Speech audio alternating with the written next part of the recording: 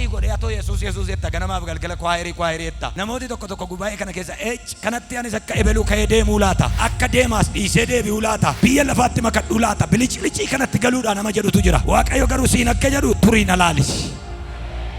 Ani iddoo dhaabbatanii eeguun naaf ta'urra dhaabadhee nan eegaa. Koobii sanarras maalan godhaa nan dhaabadha.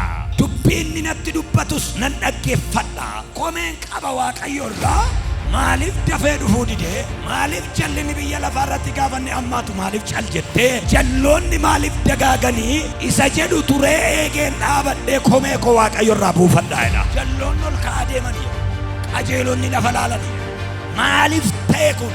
Maaliif biyyi lafaa warra jallootaaf taatee qajeelota dammaattee gaaffii qaba? Komeen qaba. Qulqulloonni maaf rakkatu? Qulqulloonni maaf lafa laaluu? Maaliif akkas ta'a? Jira gaaffii mana keessa, jira komeen mana keessa. Waan gaafachuu barbaadan qabdu Turree Ilaalluu ishiin jedha Yesuus.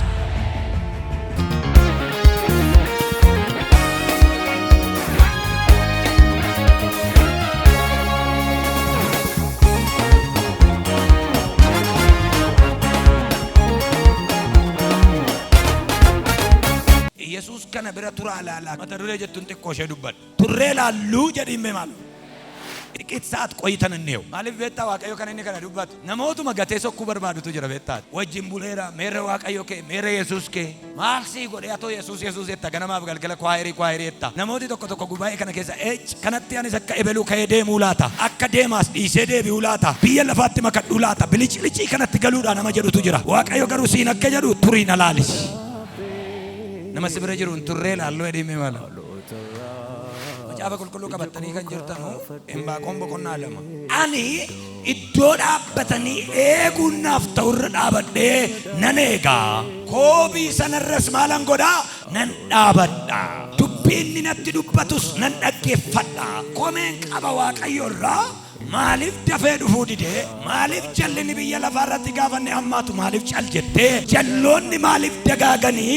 Isa jedhu turee eegeen dhaabadhee komee koo Waaqayyoorraa buufadhaadha. Namni tokko harka kee kaasee Turree Ilaalluu jedhime maalo? Turree Ilaalluu jedhamee nama simbira jiru.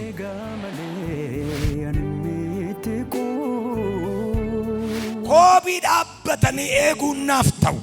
Iddoo gaafa dhufu ilaalu. Iddoo Waaqayyo gaafa dhufu itti na barbaadu irra dhaabadhee Waaqayyoon nan eega. Waan inni naan jedhuufi waan inni natti dubbatu immoo amma nan dhaggeeffadha. Tureetan eegeetan waa'ee komeen irraa qabuufi waa'ee yaada irraa qabu immoo waan inni naaf deebisu gaaffii koo qabadheen dhaabadhee eegaa. Meeyyaati gaaffii koo qabeensi eegaa jedhanii. Jira gaaffii mana keessan, jira komeen mana keessan. Waan gaafachuu barbaadan qabdu Turree Ilaalluu ishiin jedha Yesuus. Tureen silaala jedhamee dabaleeti maal? Inbaaqoo jallinni Israa'el keessa akka baay'ate, jalloonni ol ka'aa deemanii jedha, qajeelonni lafa laalanii jedha. Maaliif ta'e kun? Maaliif biyyi lafaa warra jallootaaf taatee qajeelota dammaattee gaaffiin qaba? Komeen qaba? Qulqulloonni maaf rakkatu? Qulqulloonni maaf lafa laaluu? Maaliif akkas ta'a? Gaaffiin bara sana ture baay'eedha Inbaaqoom bira. Anamma waa'ee gaaffii Inbaaqoom miti. Waa'ee turuu isaatiin murtoonni murteessan isinitti hima. Turree Ilaalluu. Buudhaaf miila isaa tokko kaasee ka'eetu no. Tureen eegaa nan ilaala. Waan inni natti haasa'us nan dhaggeeffadha. Mee gurri koo afaan isaa jala naaf bulu. Gurra koon afaan isaa jala qabee dhaggeeffadha. Iddoo dhaabachuuf naaf ta'u kanarra immoo dhaabadheen asuma tureetan Waaqayyo kana nan eegaa nan ilaalaa jedha. Iddoo dhaabatamurra dhaabee alootarraas ija koo kaafadhee. Iddoo dhaabatamurra dhaabee alootarraas ija koo kaafadhee. Sin eegaa malee ani miti koo Yesuus dhiisee sayyuun dhaquu. kan eeggatu turee kan ilaalu yoo jiraate turaan ilaalaa waan isin naaf ta'a jettanii yaan bar tokko nan argaa laata waan isin jettanii yaan ibsinitti agarsiisaa jedha Waaqayyo. Amma dhumaatti Waaqayyoon dura dhaabachuun hamma dhumaatti Waaqayyoon eeguun gatii nama kaffalchiisa garuu gatii qaba. Namni warqee baasu akka nama dinnicha baasu miti. Gaduma ba'ee qotee fuudheen gadu. Torban tokko kudharfan tokko dhagaa soqa argachuu dhiisuu danda'a giraama tokko.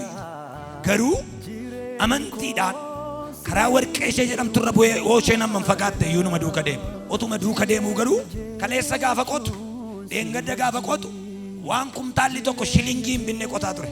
Maa inni beektaa dhagaa biyyoo isatti gatii kaffalaa ture. Dhoqqeetti gatii kaffalu malee dhagaa cabsutti gatii kaffalu malee waan gatii kaffalaa jiruuf beekan garuu waan giraamni tokko seenaa namaa geeddarutu fuuldura isaa jira. Waan namoonni baay'een barbaadan tokkotu dura isaa jira. Turaa eegaa malee Waaqayyo ragaa kooti waan guddaa sin eegaa jira. Turaa na eegaa malee fuula keessan tuullaa warqeetu jira. Waaqayyo wajjin takka turaa malee takka turuu laata bulee eeguu laata of qabuu laata obsuu laata warri jechaa jirtan Waaqayyo akkasiniin jedhu. Xinnoo ishee turii na eegi dhiyoottan dhufee si dinqisiifachiisa. Dhiyoottan dhufee afaan si qabachiisa. Dhiyoottan dhufeeni nama arra qirqidamnaan hin kolfinetu ilaas keessa jira namni tokko. Yaa misikireenoo mana taasisaa dhaqee nama kolfutas keessa jira. Kolfa qabachuu dadhabuu keerraa kan ka'e. Arra kolfuu miti akkaataan itti kolfan sirkaa badeera ta'a. Otuun qirqidamin kolfita borgaruu ameen jedhadhat. Waan naman kolfisiisinetti kolfita borgalgala garuu. Maaliif beektaa jireenyuma keetu kolfatti gala ameen jedhat. Gadduu waan jedhamu Waaqayyo sirraa kutaa ameen jedhat. Namni tokko iyyiti tureen laalaa jedhamee maalo. Turiitii ilaali yoo Waaqayyo afaan keessa hin qabachiisu ta'e. Deemuudhaaf warri kaatan, gattanii maluudhaaf warri kaatan, mana isaa keessaa ba'uudhaaf warri kaatan. Turii ilaali. Guyyaa baay'ee tura seete borganama ta'u borgalgala. Jimaata ta'u kamisa dhufu. Torbeedhaa asitti afaan si qabachiisuu danda'a Waaqayyo. Macaafa qulqulluu qabattanii kan jirtan wangeela Maarqos 8:1 gidduu sanatti tuuti sonaan baay'een deebi'anii walitti qabaman. Isaan waan nyaatan dhabnaan Yesuus bartoota isaa waamee isaanitti dubbate. Namoonni kun guyyaa sadan kana anaa wajjin turan. Nyaatas waan isaan hin qabaanneef hunduma isaaniitiif nanoo'a akkuma beela'anitti gara mana isaaniitti yoon isaan erge karaatti hin kukkufu. Isaan keessaa lafa fagootti kan dhufan jiru ittiin jedhe. Bartoonni isaa immoo attamitti namni tokko as lafa onaa kanatti namoota kana hundumaa buddeena nyaachisuu danda'a jedhan. Kana irratti inni buddeena meeqa qabdu jedhee isaan gaafannaan isaan immoo buddeena 7 jedhan. Yommus lafuma sana akka ta'aniif namoota abboomee buddeen 7 sana fuudhee galata galchee cabsees namoota kanaaf akka dhiyeessaniif bartoota isaatti kenne. Isaan immoo tuuta sanaaf dhiyeessanii qurxummii xinnoo muraasa qabu turan. Yesuus isas eebbisee namootaaf dhiyeesse. Namoonni sun nyaatanii quufan. Hurraa isaan irraa hafes gundoo gurguddaa 7 guutuu walitti qaban. Kana booddee inni namoota sana gadi dhiise. Namoonni sun immoo akka 4,000 turanii jedha. Gooftaan Yesuus guyyaa muraasa booddee galagalee saba isaa laale. Gaafa galagalee saba isaa laale namoota sonaan baay'ee akkasiitu isa duuka deemaa jira. Namoonni kun biddeena otoo nyaatiin guyyaa 3 guyyoota 3 darban namoonni kun Yesuus wajjin turan. Garuu biddeena hin gaafan. Laandaaftaa hin qaban waan nyaatan. Duuka buutti garuu namni akka isaanii hin jiru. Waan afaan kaatan waan humna isaaniif ta'u hin qaban. Garuu duukuma deemu. Duwwaa dhakiisiin korojoon isaanii duwwaa, manni isaanii duwwaa, harki isaanii duwwaa. Garuu ammayyuu Yesuus duuka jiru. Kaleessa isaan nun nyaachifne jedhanii hin deebine. Kaleessa nun gargaarreem jedhanii hin deebine. Kaleessa nuuf hin taaneem jedhanii hin deebine. Didii turi. Waan Waaqayyo godhu tokko jireenya keerra jira. Didii bira bubbuli. Guyyaa 3 miti guyyaa 30 yoo ta'u bira turi. Waaqayyo dhumarratti dinqii tokko ijjatee afaan si qabachiisa. Guyyoota 3 fuula kee dura jirutti Waaqayyo akkuma jara kanaaf dinqii godhe mana keetti dinqii haa godhu. Guyyaa 3 gooftaa afaan isaatiin dubbata. Ijoollee jedha. Namoonni kun gooftaan waan inni hojjetu isa inni dhukkubsataa fayyisu. Mucaa gaggabduu rakkatu tokko waan fayyiseef, namoota dhibaman waan fayyiseef ajab jechaa duuka deema. Hojii Waaqayyo hojjetu beela isaan irraanfachiiseera. wanti Waaqayyo isaan duratti hojjetu sagaleen afaan isaatii ba'u beela isaan irraanfachiiseera, rakkina isaan irraanfachiiseera. Isanni dubbatuuf isanni godhu ilaalu malee garaa isaanii yaadaan jiran. Garuu biddeena beela'anii turan. Wangeela Maarqos kana boqonnaa 7 lakkoofsa 37 deemtanii gaafa laaltanu maal jedha beektu? Dinqifataa duuka deemu turanidha. Guyyaa 3 biddeena nyaanne, guyyaa 3 bishaan hin dhunne. Garuu maal jechaa duuka deemu? Dinqisiifataa duuka deemu. Dinqisiifatamuu waan qabuuf, ajaa'ibsiifatamuu waan qabuuf, dubbiin afaan isaarraa ba'u akka dammaaminya. Namni biddeen duwwaadhaan akka hin jiraanne argaa jiru. Beela kan himatu keessa hin jiru. Hunduu maal jedha? Hojiin isaa nama dhiba. Dinqiidha dubbiin arrabasaa. Hojiin harka isaa nama ajaa'ibsiifachiisa. Jechaa duuka deemu. Boqonnaa 8 lakkoofsa 1 irra ga'ee guyyaa 3ffaatti gara saba kanaa ilaale. Yoom akka ta'een hin beeku malee Waaqayyo gara kiisii nama tokko, gara jireenya nama tokko, gara gaa'ela nama tokko, gara fayyaa nama tokko, arra galgala ta'uu bor galgala ta'uuf taan galgala ta'uu hin beeku. Gara mana keessanii garuu Waaqayyo hin ilaala. Gara mana koo edhimee maaloo Waaqayyo hin ilaala. Gara mana nama wayii ilaala arra galgala Waaqayyo. Gara mana kee haa ta'u, gara fayyaa kee haa ta'u, gara akkaawuntii kee haa ta'u, gara hojii kee haa ta'u hin beeku. Ati lallaba kana si ajaa'iba. Dubbii arraba Waaqayyo si ajaa'iba. Hojii mana Waaqayyo si ajaa'iba. Garuu Waaqayyo gidduudhumatti gara mana keetti galagalaamee jira. Beelofneerra hin jenne isaan garuu gara beela isaanii ilaale. Gara mana eenyu akka ilaalu hin beeku. Arra galgala mana kee ilaala ilaala Waaqayyo. Arra ijji Waaqayyo gara mana namoota tokko tokkoo hin ilaala. Waaqayyo otuu isaan dinqisiifataa duuka deemanuu inni garuu waa'ee rakkina isaanii ilaala. Sabi kun yeere gooftaan na dinqisiifataa na duuka deema. Garuu biddeena otoo nyaatin guyyaa meeqa? Guyyaa 3. Bishaan otoo dhugin guyyaa meeqa? Guyyaa 3.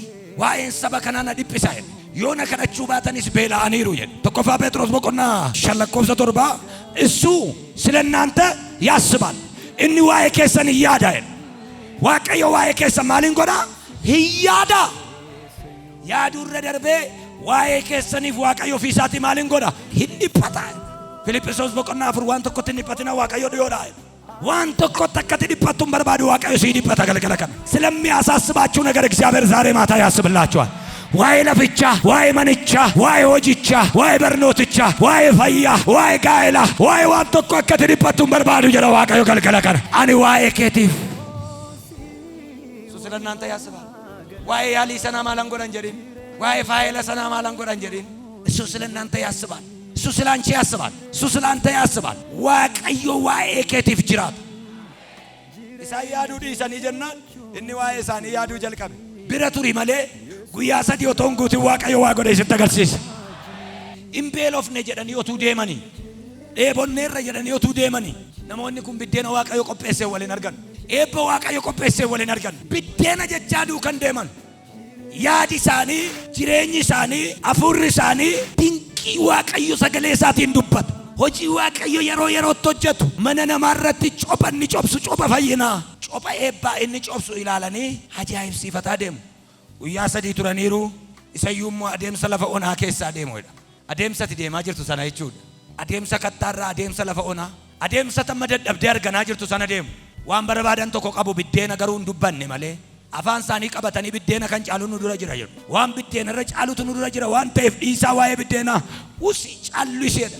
Mucaan boo'u tokko jira haadhatu dhowwe malee immaa biddeena kan jedhu jira kan ittiyyuu jira. Waan Waaqayyo godhaa jiru argaa jirtaa jedha. Waan Yesuus dubbatu kana dhaggeeffataa jirtaa jedha. Immaa nannee bodhe usimee waan inni jedhu dhaggeeffataa biddeena irra caalaa minaan irra caalaa bishaan irra caalaa akkas jedha Waaqayyo hin yaaddeen bishaaniin minaan kee galgala kana nan eebbisa. Waa'ee bishaanii waa'ee minaan kee galgala kanaan hin yaada. Bishaaniin minaan koo Waaqayyoon qopheessa namni jedhu golee arfan irraa iyyee maraate አሜን። እግዚአብሔር ስለ እናንተ ያስባል። ቱሬ ላሉሬ ብረ ቱሬ ላሉ ተከጀኑ Waaqayyoon ብረ ጉያ ሰዲ ዱዋ ቱራኒም አልከን ሰዲፍ ጉያ ሰዲ ዱዋ ቱራኒ ኢየሱስ ወጅን ነሞኒ ኩን ጀራ ጎፍታ ኢየሱስ ጉያ ሰደፋ ሳኒቲ ነው ወጅን ጀራ ጉያ መቀፋ ሳኒ ጉያ ሰዲፍ አልከን ሰዲ በወደ ገሩ ኢየሱስ ገረሳኒ ያዱ ጀልቀበ ኢሳንቱ ገረሳ ያደካ ኢሳንቱ ኢሰመለ ያደኑ ብደና ያደኑ ሰሙ ብደና ያዱን ቀበኑ ኢሱመ ዱዋ ያዱ በታት ገነመ ዝረፈኒ ዮም ከሄዱበት ሰገሌ ዮም አሳ ድንቂ ዮም ራጀ ድንቂ ዮም አፋን ሰራ ዱቢ ደገኛ ሄዱ ኢሳንቱ ገረሳ ያዳ ገረሳ መለ ያደኑ ዋና አፋን ሰራ በውዱ ዋ ያዱ gara isaa yaaduu gaafa isaan jalqaba Waaqayyo waa'ee isaanii yaaduu jalqabe. Magneettiin laphee isaanii laphee Yesuusin harkise. Garagaleeraalee guyyaa sadaffaa isaaniiti ijoolleen kun jedhe. Biddeena nyaanne bishaan hin dhugne jedhe. Isaan garuu waa'ee biddeenaa bishaanii yaadaan jiran jedhe. Anamma waa'ee isaanii na yaaddessa biddeena kennaafi jedhe. Lafa onaa keessa na duuka deemanii akkanatti hin galanu jedhe. Agalanu akkanumatti ennaani na duuka deemee eenyullee akkanatti galee hin beeku. Gatii lafa onaa isaanii kaffalee hin gasha malee lafa onaa keessa naanna'anii harka duwwaa ba'uun hin jiru. Waaqayyo wajjin lafa onaa keessa qaxxaamuranii harka duwwaa ba'uun hin jiru. እንደተራቡ እንደተጠሙ እንደራባቸው እንደጠማቸው እንደፈለጉት ምንም ሳይጨብጡ ሊወጡ በፍጹም ቴሲሳ ብደኛ ጭሳ ነመኩመ ቶርባ ሄደ ነመኩመ ቶርባ ነምኒ ቶኮ ከመቲኛ ጭሳ ኤሳፍና ሄደኒን እንገሩ ዋን ጎዱ ቤካ እንገሩ ዋን ቆጴሰ ቤካ መርጋ ኬሳ ብደና ባሱ ቤከኒ አትምቤቱ ለፈትምቤ ነገሩ ዋሲ ዳላታ ጅራ አርከ ዋቀዮት ለፈትያነ ቶኮ ዋሲ ቢቅላይራ Asii argama lafa jedhamu miti. Lafti Yesuus biddeenatti nyaachise kun lafatti waa argamu miti. Gadi bu'aa dubbisaa lafa onaati jedha. Kattaa gogaa lafa onaa jechuun lafa minaanii bishaan hin jirre jechuudha. Achi keessa garuu marga barbaadaa teessisaa jedha. As ilaalanii achi ilaalanii marga barbaadanii teessisan. Taa'ee maaliif jenna biddeena nyaattu jedhe. Begeeta akkamitti baree beela'uu keenya akkamitti baree waa'ee keessa yaada ka. Beela kee dheebuu kee eega ka Yesuus. Har'aa kaasee nama Waaqayyoon duuka deemu nama yaada Waaqayyootti galu tokko beela isaatiif dheebuu isaa eega Waaqayyo. Sabira turru guyyaa sadii isaa wajjin turru guyyaa afur guyyaa shan duwwaa ufsinu finyoottoo fi narkiin guyyaa sadii afur na eegi jedha Waaqayyo. Rakkinatti hin galin guyyaa sadii afur na eegi. Iddoo kee hin gadhiisin guyyaa sadii afur na eegi. Warra eeganiif waan isaan hin yaadne tokko narraa hawwadhaa jedha Waaqayyo. ቆይተን እንጠብቀው ጌታን። ዳዊት እንደዚህ አይደለም የሚለው ቆይቼ የእግዚአብሔርን ደጅ ጠናው እሱም ምን አለልኝ ዘንበል።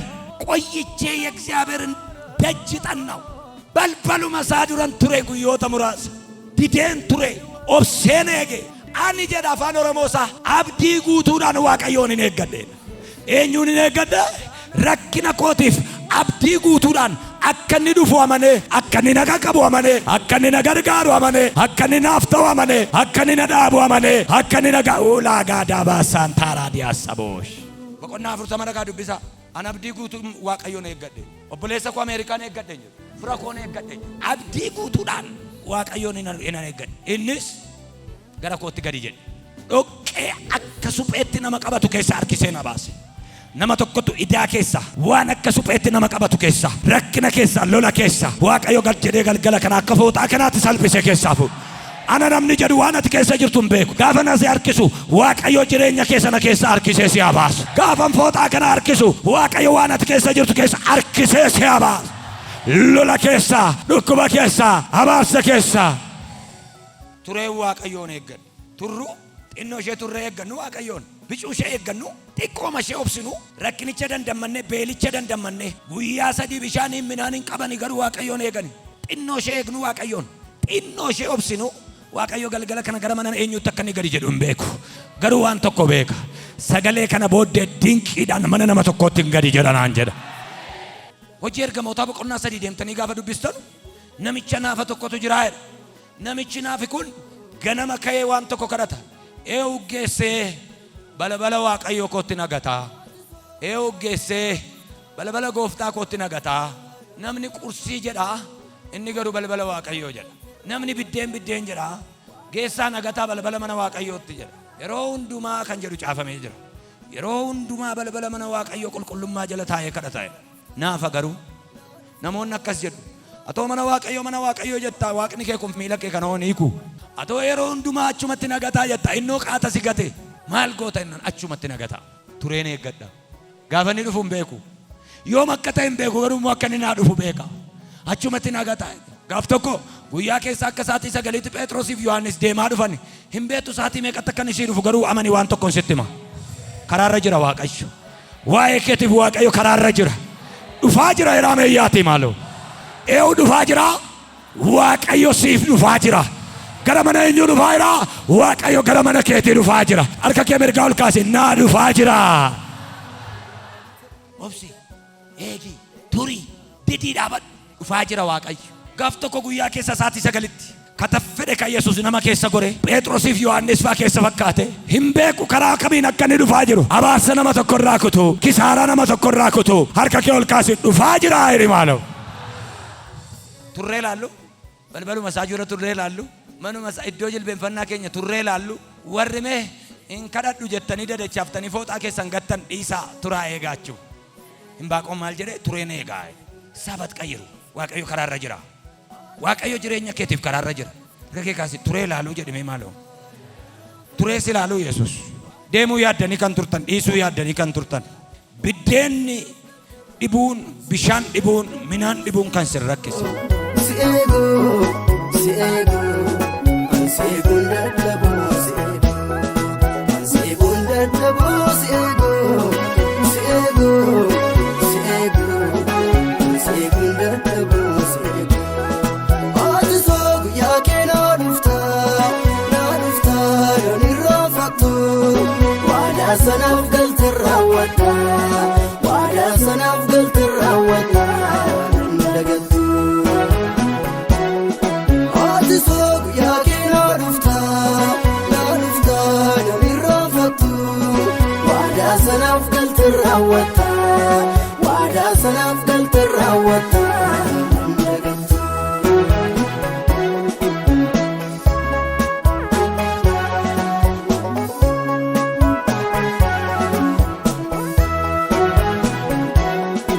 Iddoo dhaabbatanii achirran dhaabadhaa, gaaffii kootiif deebii waan ta'uun eeggadhaa, waan ta'uun eeggadhaa.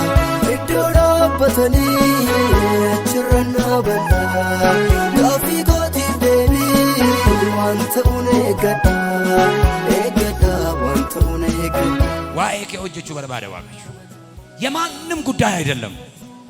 የእናንተ ጉዳይ ይሰራል እግዚአብሔር። የኔን ጉዳይ እግዚአብሔር ሊሰራ የማንም ጉዳይ አይደለም። የኛን ጉዳይ ሊያስተካክል የኛን እንቆቅልሽ ያውቃል። አራባችንን ችግራችንን ያውቃል። ሐዘናችንን ያውቃል። የኛን እንቆቅልሽ ያውቃል። እንቆቅልሽ የሆነብን የልባችንን ሸክም ያውቃል። የኛ ነገር ግድ ይለዋል። እግዚአብሔር የኛ ጉዳይ ግድ ይለዋል።